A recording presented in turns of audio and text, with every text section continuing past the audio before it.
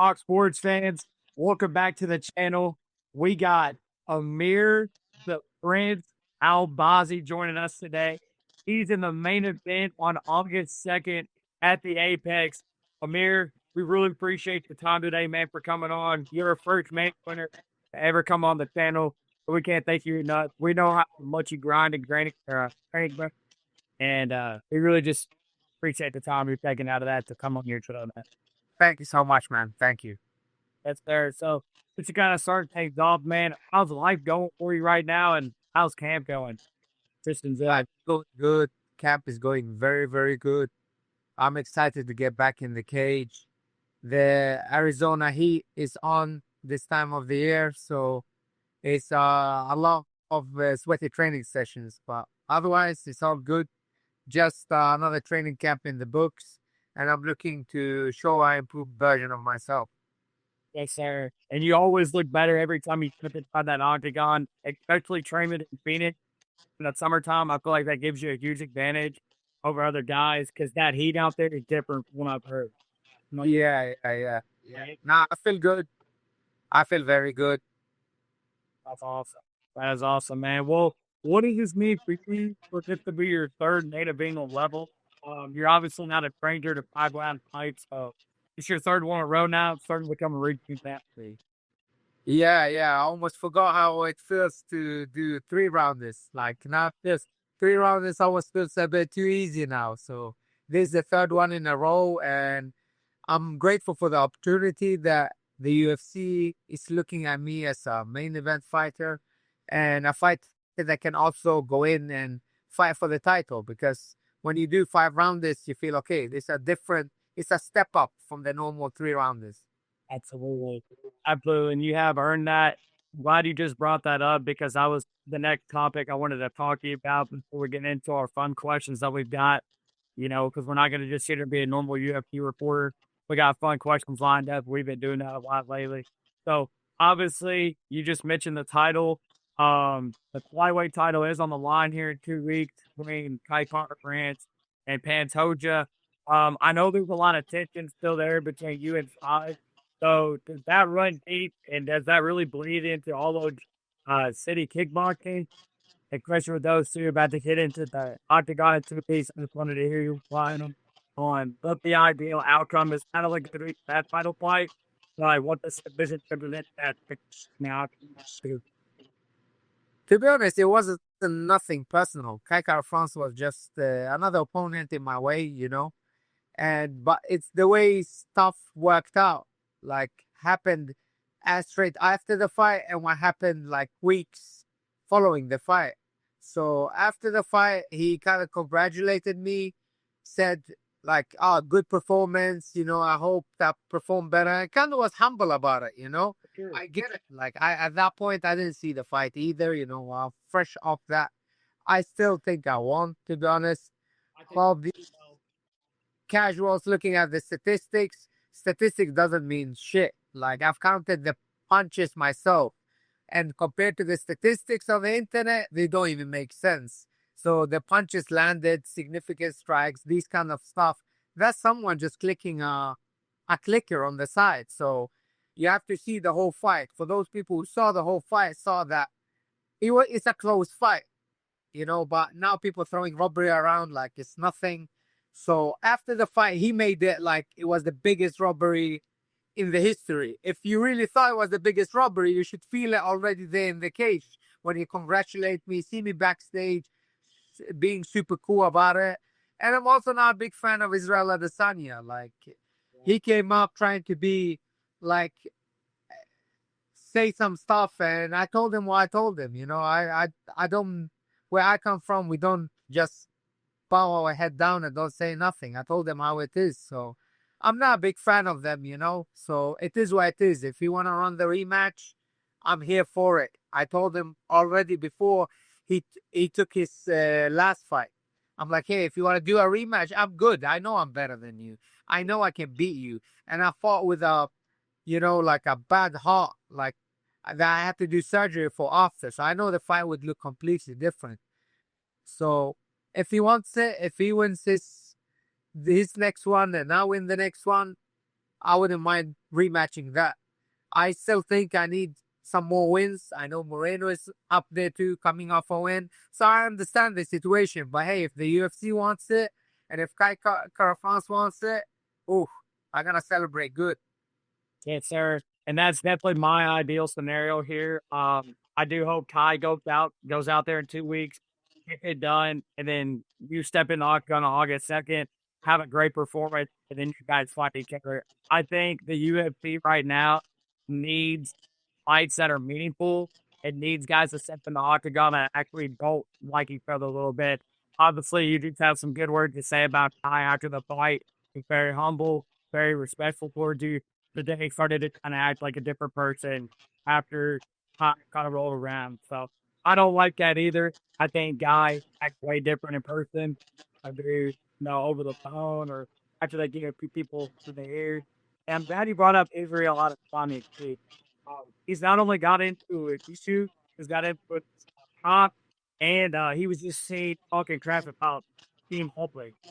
I don't know if you did it or not. Yes, but Izzy just has a thing where I don't know if it's because he's little baby, with the other guys that are in smaller weight classes or what, but yeah, he's been on a tear lately with talking to guys.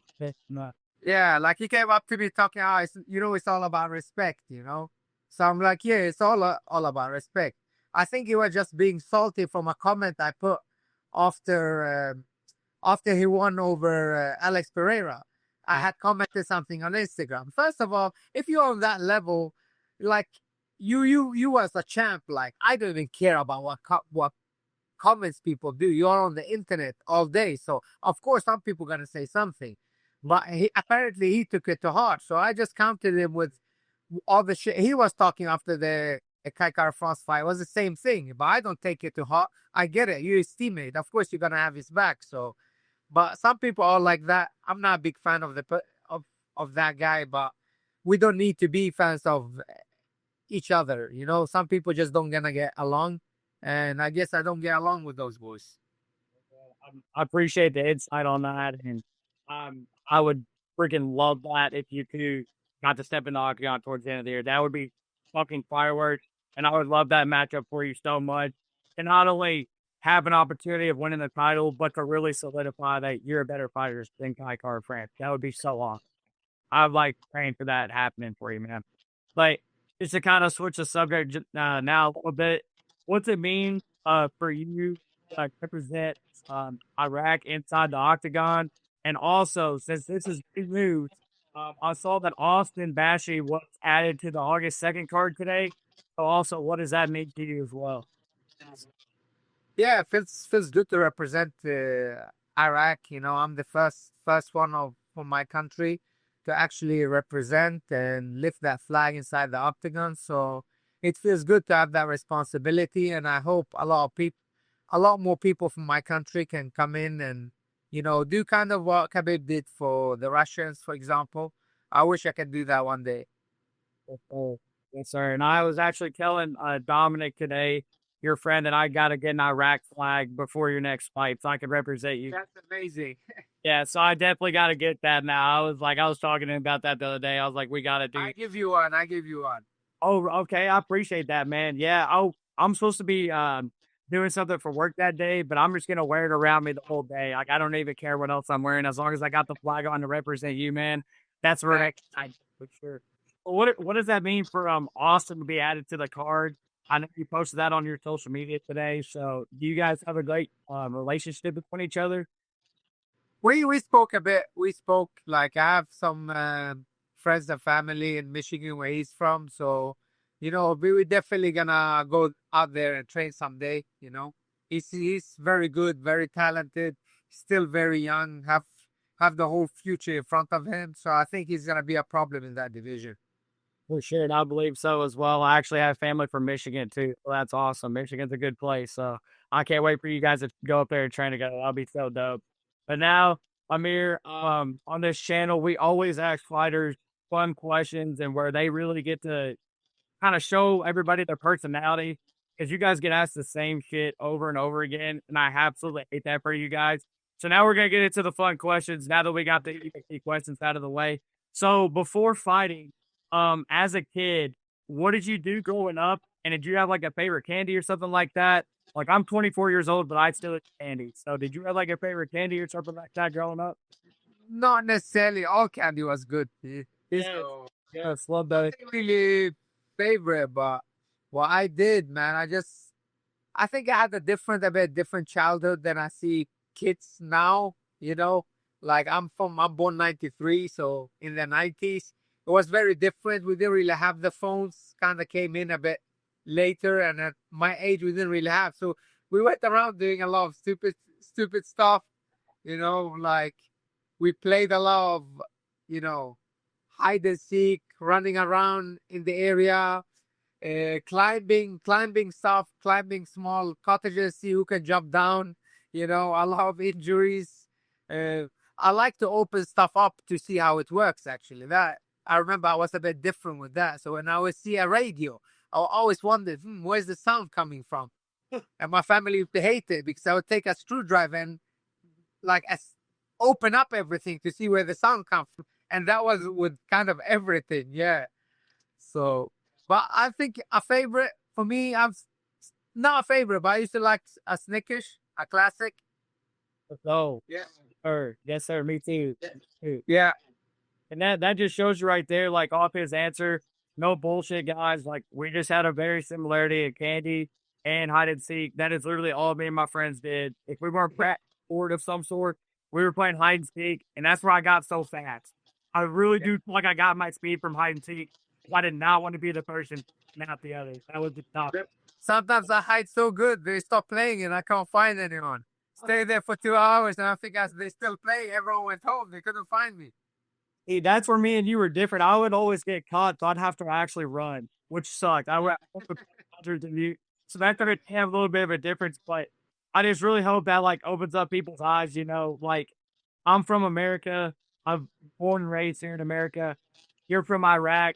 Like we just grew up. We had a very like a childhood similarity right there, and like we were able to get going on. Like I really hope like people watching this video, like we all kind of grew up with the same childhoods. Everything's a little different, but even across the world, we can have similarities of that.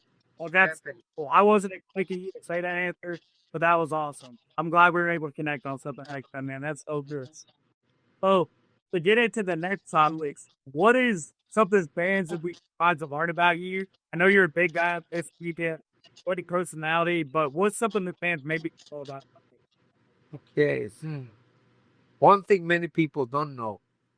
I'm into I'm into conspiracy theories and history a lot. Let's go. Yes. Yes. Yeah, I love history. I'm probably a history geek. Like I love reading about anything with history. I'm very, very impressed by the pyramids. Yeah. I'm into that like very, very hard. So yeah, probably conspiracy theories and history. Those are the two things I like. I think many people don't know about me. And to be on a like totally honest with you, man, like whenever I was in school, if it was time to go to history class, like I was actually excited, you know. So like anytime I got to go there, I was super happy. Didn't feel like I was like at school. No kid likes to go to school. Oh, Yeah. that's cool to hear that. Do you have like a specific like conspiracy theory like you pay attention to more than others, or is it just like a big variety of it? No, but I try to like big variety, but mainly the pyramids. I would say like I've looked into it for years, probably for 10 years. I've been looking up the pyramids, and I one thing I can say for sure, humans definitely did build the pyramids. I don't know how. I don't have the conclusion yet, but I don't believe the humans built pyramids. Yeah, I mean, those things are ginormous. I've never seen one in person, but obviously I've read history books, watched history video. Those things are freaking ginormous, man. So that's definitely not a hot take there. Like I think a lot of people, like even myself, I'm like, he's got a pretty good point there. So is that something like, you're in training camp right now, obviously you're putting a lot of pressure on your body throughout the day. Is that kind of something that you'll do like at nighttime to just kind of slow things down and go to bed? Like you'll just turn on YouTube and look at that type of stuff? Yeah, yeah, sometimes, but less during camp. I train so much, so by the time I come home, I shower, I eat, I relax. It's not many hours left to watch these kind of stuff before it's time to go back into bed, you know. But out of camp, I go I go really in depth. I never visited the pyramids, but I would love to.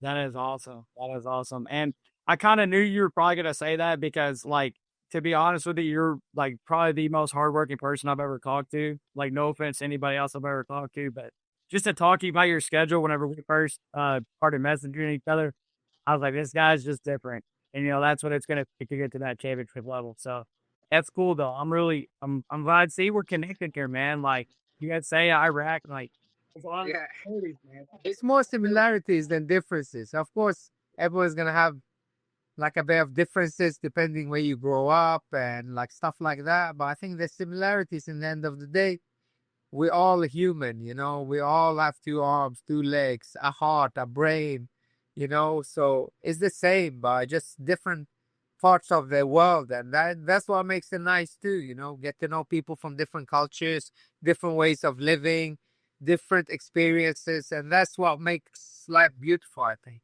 Yeah, so I feel like that was perfectly said right there. You couldn't have worded that any better. I completely. Oh, I got another crazy one for you now. Okay, if you could swap lives with any celebrity for a day, who would it be and why? Oof. Want to choose? Yeah, that's a hard one. You know, I never see, since I was a kid, I would never put anyone above me in a type of way. Always when I see those kind of celebrities, or and I think that's why I kind of became UFC. Like every time I see it, I'm thinking I can do that too. There's nothing really that impresses me just because you are famous. You know, that doesn't impress me. I'm thinking, oh, he did it.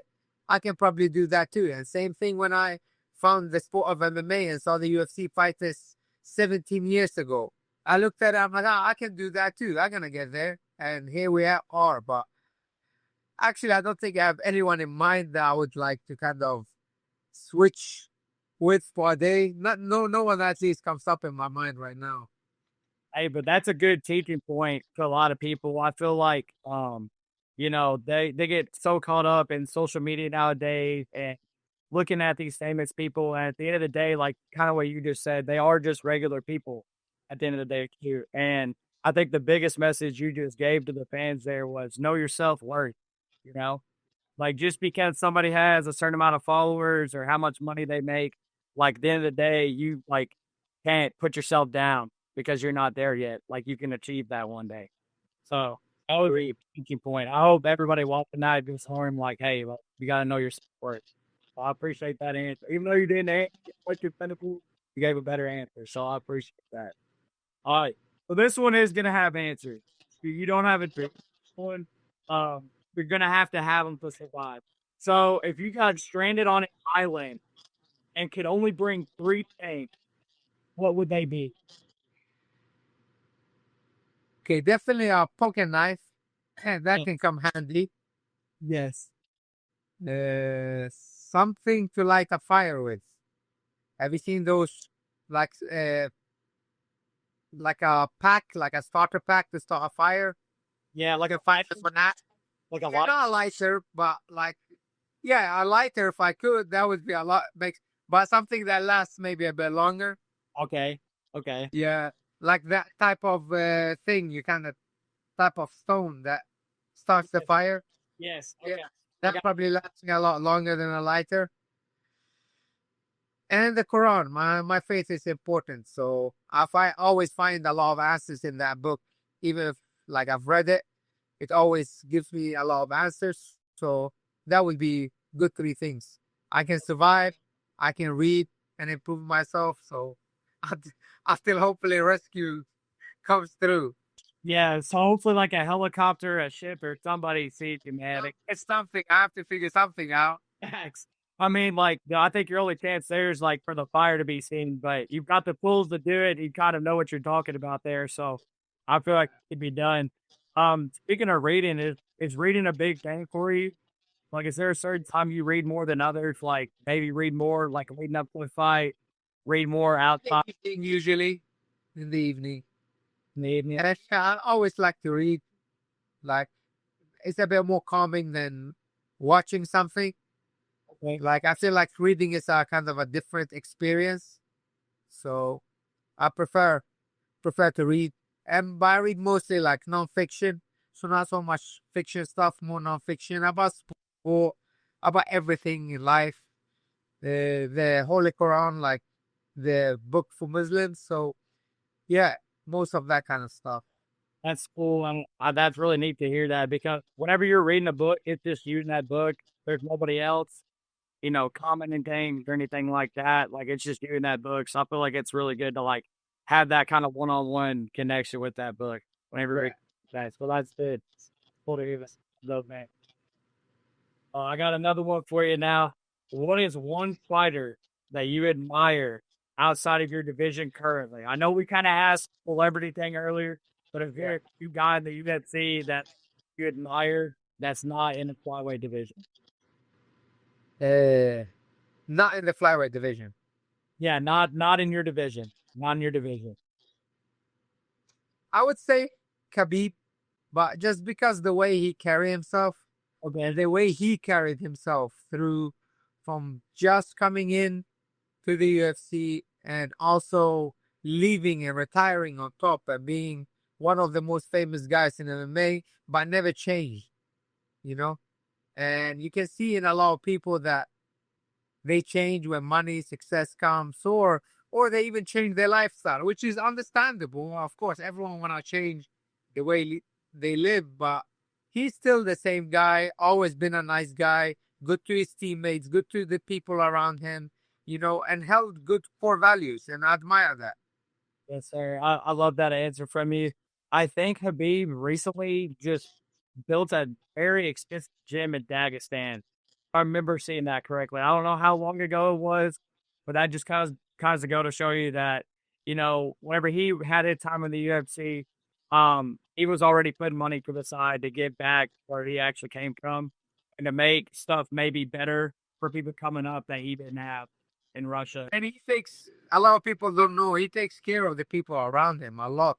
He takes care of his teammates, of his coaches, and I'm talking like way after he's done. Like how many professional athletes after they retire, you see them get back, coach their teammates, still leave his family to just go do a training camp in Las Vegas, for example, to just help Islam Makhachev, Umar, like many people say they would, but when it really comes down to it, they wouldn't. He have all the money in the world. He have it good. He can stay at home and just with a phone call keep calling them up. But no, he's there in training every day. He's there coaching them every day. He's there looking out for his coach, make sure he have it good, make sure everyone in the team, and he pays all their expenses. He pays the whole team, not only the guys in the UFC, but the guys training partners. So it's very admirable to see people that move with those kind of values. And I think it's forgotten. And a lot of people need to remember that in the end of the day, like besides the athletic career, you're human, and you can do stuff to impact others too, not only just for yourself. And I'm looking hopefully to do that too. I always wanted to give back and to give back to all those people who didn't have a chance. At least if I can help 10 people, and that's not only from Iraq, anyone that needs help, I would love to get these fighters in, train at high high level places, get to new places, and compete and get the same shot that I got. Yes, sir. And I think right there, exactly what you just said is why not only you're loved by your country, but you're loved by so many UFC fans like me that reached out to you, man. Like you're a giver, you're not a taker.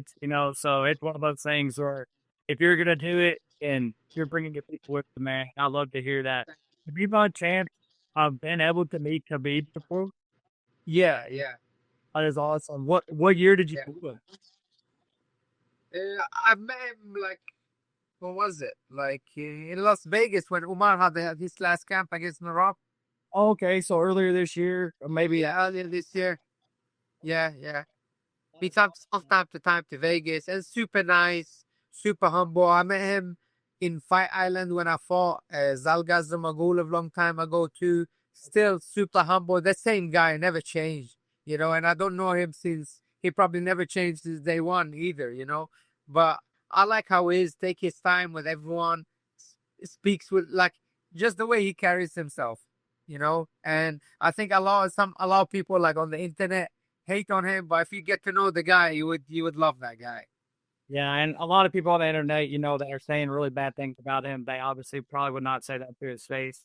So it does suck that you guys have a platform where so many fans say these horrible things about you guys, but like they wouldn't say that to your guys' face. And at the end of the day, I'm not gonna say most guys are like you because I feel like you have a very good heart more than some of these other guys, but a lot of you guys are good people at the end of the day. That is just a different person that's inside the octagon whenever Bruce Buffer's. Yeah, but that's the internet. Like everyone can talk on the internet, and it's different. It's no consequence. But one thing to keep in mind for all those guys that sometimes go in and troll around on the internet, in the end of the day, we're just human beings. We're athletes that work hard and got to the place where we are, So if maybe because they don't know the person, they just like to hate. But if you get to know us, you're gonna probably like us. We just like you. We just, you know, people that like to work hard. We love the sport. We love competing, and I'm just a chill guy, basically. Yeah, a chill guy that plays hide and seek too, like you do. Yeah, yeah. So it's just something like that. But Amir, I got my final fun question for you. All right. So I'm sure you've been a lot of places in your lifetime, but what is your dream vacation spot still that you've not been to before? Dream vacation spot. I Yeah. haven't been. Oof. I'm grateful. I traveled a lot to a lot of places, but there is always a new place. I kind of like the places I've been to, but Well, I haven't been to been to Mongolia and that part of the world, okay. or like Russia. I haven't been to that part, but I've been in the Middle East a lot. I've been in Thailand, Bali. Those those are nice. And if we're talking vacation, Dubai is nice too. But I heard that. oh, yeah, interesting question. I would say like go. I heard Vancouver is nice. I haven't been to Vancouver, so that's where it can be next maybe. That's cool. Like, do you have a certain spot that you've been to before, like Dubai, that you would put above everything else of spots that you've already been to that's your favorite? Yeah, Dubai is very nice. Thailand is very nice. But one part I haven't been to that a lot of people say nice actually is Mexico. I haven't been to Mexico yet. Yeah, So that may be actually it's the next vacation spot. that would be awesome, man. Well, I hope that turns out there for you soon. I'm sure you'll be able to make your way down there. Thank you. Especially Russia. I feel like maybe one day you could visit Habib gym or something like that. Like you got Definitely. that'd be a great vacation for you, man. I'd Yes. love that to happen for you. But Amir, I have got for my final question now.